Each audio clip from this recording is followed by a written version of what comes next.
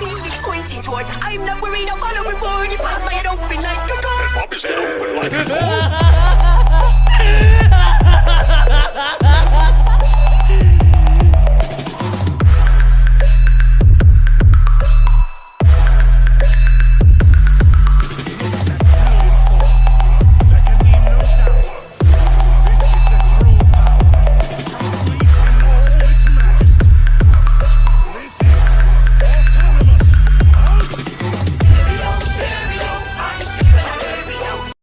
इस एपिसोड की स्टार्टिंग में हम देखते हैं किंग वेजिटा को।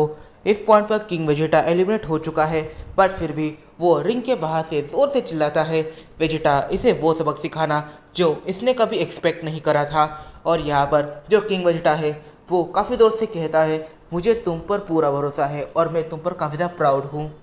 इस पॉइंट पर टोपो ने वेजिटा के ऊपर एक काफ़ी ज़्यादा पावरफुल हकाई अटैक किया।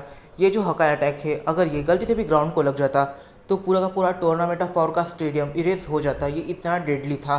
पर इस पॉइंट पर ये जो अटैक है इस अटैक को वेजिटा अपने अंदर एब्जॉर्ब करने की कोशिश करने लग जाता है। वेजिटा इस पॉइंट पर उसकी पूरी हकाई एनर्जी को अपने अंदर एब्जॉर्ब कर लेता है और काफ़ी इविल स्माइल करने लग जाता है। वेजिटा इस पॉइंट पर उसे कहता है तो तुम्हारी हकाई इतनी ज़्यादा मास्टर्ड नहीं है कि वो एक गॉड ऑफ डिस्ट्रक्शन को इरेज कर सके, और इस टाइम पर मैं एक गॉड ऑफ डिस्ट्रक्शन बना भी नहीं हूँ। यहाँ पर मैं एक सिंपल मॉडल होने के बाद भी तो मुझे इरेज नहीं कर पाए। फिर वेजिटा एकदम से हवा में फ्लोट करने लग जाता है और यहाँ पर वेजिटा के आसपास एक काफ़ी इंटेंस ऑरा आ जाता है। ये ऑरा वाकई में काफ़ी ज़्यादा डेडली लग रहा था।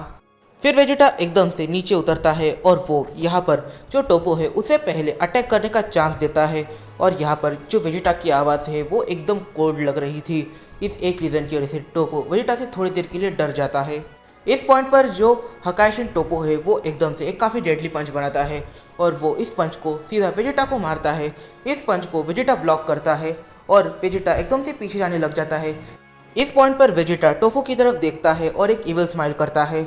वो अपने दोनों हाथों को जैसे एक्स वाली पोजीशन होती है उसके अंदर रखता है और वो छोटे छोटे हकाई अटैक्स क्रिएट करने लग जाता है। पर इस पॉइंट पर ये जो हकाई अटैक्स है ये उसके पीछे बन रहे थे और वो एक नहीं 10, 11, 12 ना जाने कितने थे। पर हाँ, ये हकाई अटैक 30 के तो ऊपर ही थे।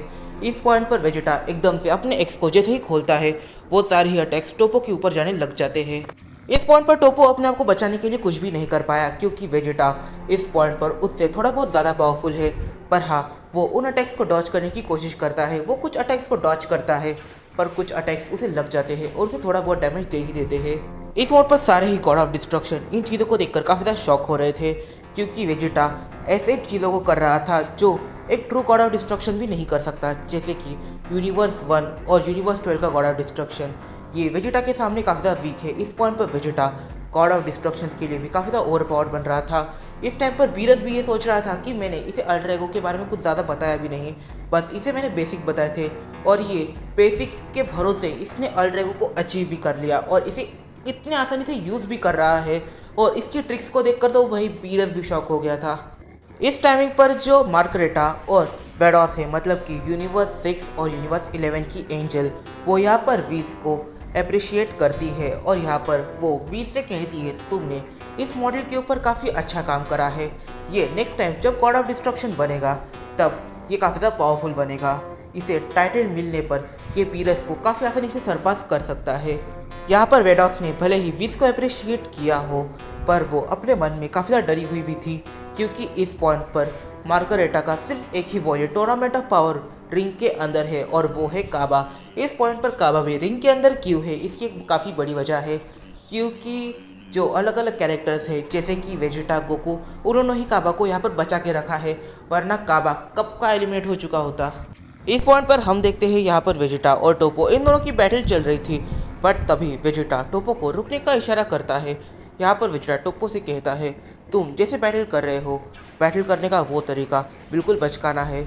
मुझे तुम्हें देखकर काफ़ी ज़्यादा घिन आ रही है।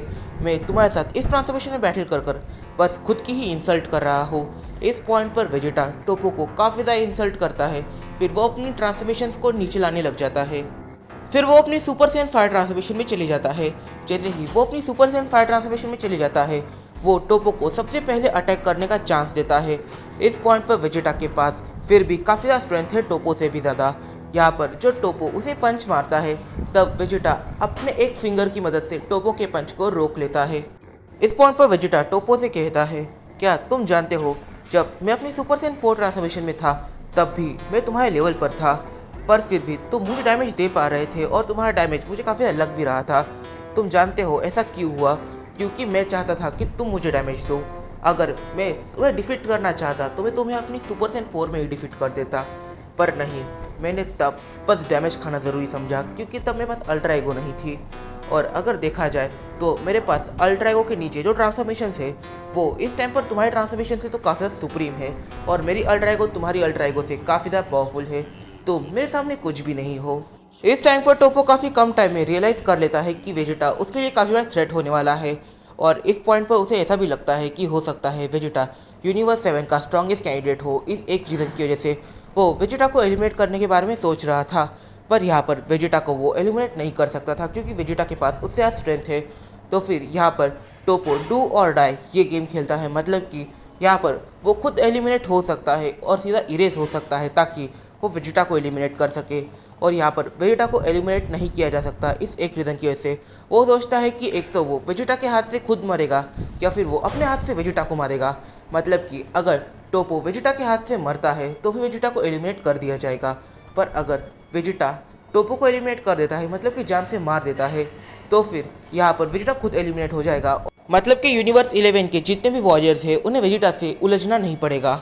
इस टाइम पर टोपो जो इस टाइम पर वेजिटा से बैटल कर रहा था वो काफ़ी ज़्यादा थक जाता है और फिर वेजिटा उसे काफ़ी ज़्यादा डेडली पंच मारकर उसे एलिमिनेट कर देता है और यहाँ पर टोपो का भी किस्सा पूरी तरीके से ख़त्म हो जाता है। पर यहाँ पर जो वेजिटा था वो रिंग से टोपो की ओर चिल्लाता है और कहता है, तुम एक काफ़ी अच्छे फाइटर है, तुम्हें खुद पर प्राउड होना चाहिए, तुम स्ट्रांग हो। जैसे ही वेजिटा की ये बैटल खत्म होती है वो एकदम से ब्रोली और काबा इन दोनों को ज्वाइन कर लेता है। इस पॉइंट पर जो काबा है वो ब्रोली के साथ है। इसका एक रीज़न ये है कि इस टाइम पर वेजिटा ने ब्रोली से कह के रखा था कि उसे यूनिवर्स 7 का कोई भी सैयन एलिमिनेट नहीं करेगा। इस एक रीज़न की वजह से ब्रोली ने काबा को यहाँ पर एलिमिनेट नहीं किया है। और ब्रोली जब मेडिटेशन कर रहा था तब काबा ब्रोली के पास आ गया था और काबा के पीछे एक वॉरियर लगा हुआ था। ब्रोली एकदम से उठता है और उस वॉरियर को एलिमिनेट कर देता है। फिर काबा और ब्रोली दोनों साथ में ही बैठ जाते हैं, दोनों कुछ बातें करते हैं और फिर टूर्नामेंट ऑफ पावर की असली मैचेस होना स्टार्ट हो जाती है, जैसे कि वेजिटा वर्सेस टोपो। दूसरी तरफ यूनिवर्स 7 का और एक कैंडिडेट यहाँ पर एलिमिनेट हो जाता है और इस कैंडिडेट का नाम है टर्लस।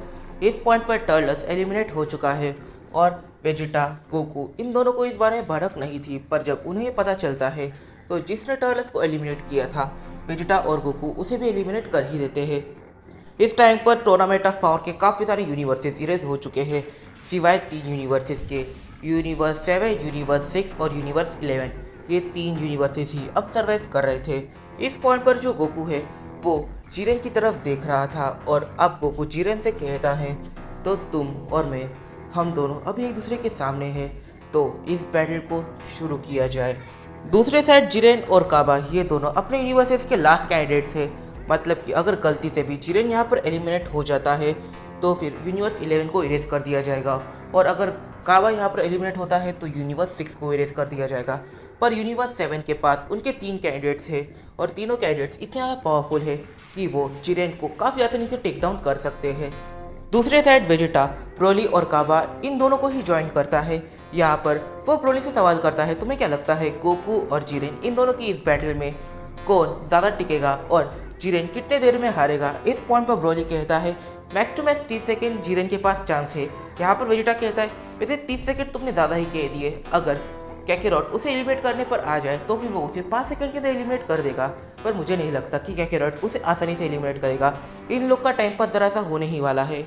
इस पॉइंट पर ब्रोली वेजिटा से कहता है, वेजिटा तुम्हें नहीं लगता कि मेरे साथ काफ़ी ज़्यादा बुरा हुआ है? इस टाइम पर वेजिटा कहता है, तुम्हारे साथ आखिर क्या ही बुरा हुआ? इस टाइम पर ब्रोली कहता है, पूरा टूर्नामेंट ऑफ पावर खत्म हो रहा है और यहाँ पर मुझे एक एनिमी ढंग का नहीं मिला जिससे मैं बैटल कर पाया। तुमने टोपो के साथ बैटल किया, ये आखिर जिरेन के साथ बैटल कर रहा है।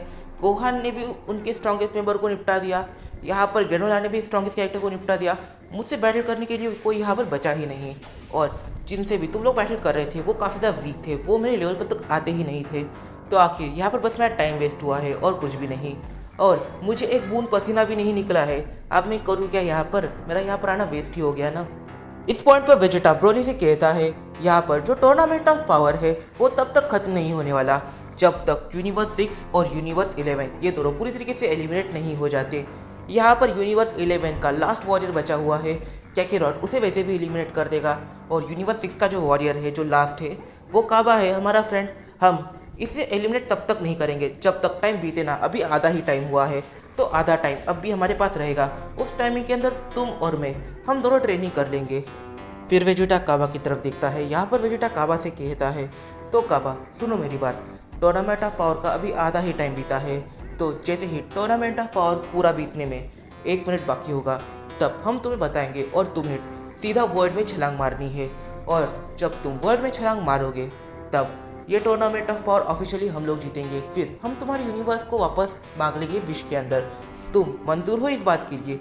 देखो, ना कैकेरॉन, ना मैं, ना ब्रोली, हम तीनों में से कोई भी तुम्हें एलिमिनेट नहीं करना चाहता। पर हाँ, तुम जानते हो तुम्हें क्या करना है। तो आ गए हैं हम वापस से। तो यहाँ इस वीडियो में तुमने देखा यहाँ पर जो वेजिटा है उसने अपनी नई ट्रांसफॉर्मेशन को अवेक कर लिया है और इस ट्रांसफॉर्मेशन को नाम दिया गया है अल्ट्रा ईगो ट्रांसफॉर्मेशन। पर उसकी अल्ट्रा ईगो ट्रांसफॉर्मेशन टोपो जैसे कैरेक्टर के लिए कुछ ज़्यादा ही ओवर पावर्ड थी। इस एक रीज़न की वजह से उसने अपनी पावर्स को काफ़ी ज़्यादा गिराया और वो अपनी सुपर सैयन फायर ट्रांसफॉर्मेशन में चला गया। सुपर सैयन फायर ट्रांसफॉर्मेशन के बाद उसके पास 3 ट्रांसफॉर्मेशन अब हो चुकी है और यहाँ पर अल्ट्रा ईगो यूज़र उसके सामने कहीं पे भी नहीं टिक रहा। तो इसका ये मतलब बनता है कि वेजिटा एक low level God of destruction से तो काफ़ी ज़्यादा पावरफुल बन चुका है। तो इस वीडियो में काफ़ी सारे सवाल निकल के आते हैं, जैसे कि गोकू और जिरेन इन दोनों की बैटल में क्या होगा। यहाँ पर गोकू तो वेजिटा से एज यू नो पावरफुल तो है और यहाँ पर जिरेन टोपो से ज़्यादा पावरफुल है। तो फिर इनकी बैटल में क्या होगा, इस वीडियो में काफ़ी सारे सवाल निकल के आते हैं। तो इन सालों जो हम जानेंगे अपने आने वाले कुछ वीडियोज़ में। तब तक के लिए बाय बाय। इस वीडियो को प्लीज़ एक लाइक कर देना। कमेंट टारगेट आज हम दे रहे हैं 20 कमेंट्स का। तो मिलते हैं अपने अगली वीडियो में।